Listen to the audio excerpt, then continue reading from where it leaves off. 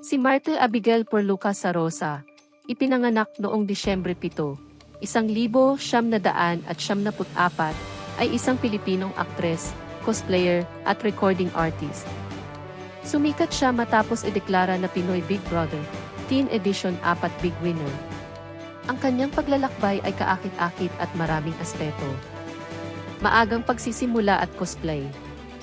Sa edad na 14, nagsimulang sumali si Martel sa mga cosplay conventions at nanalo ng ilang awards para sa kanyang cosplaying skills sa Pilipinas. Nagsilbi siyang Sangguniang Kabataan President ng Barotac Nuevo, Iloilo, kung saan siya rin ang namuno sa Committee of Youth and Sports.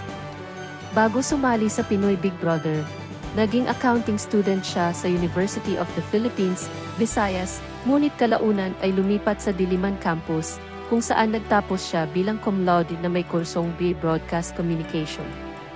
Pinoy Big Brother Triumph.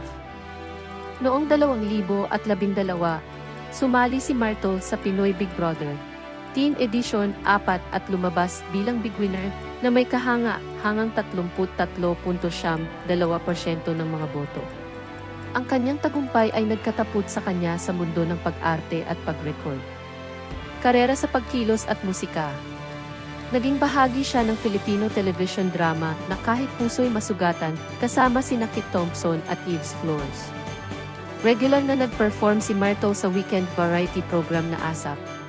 Sa pakikipagtulungan kay Young Jihee, inilabas niya ang digital single na Your Name na nanguna sa mga charts sa MX.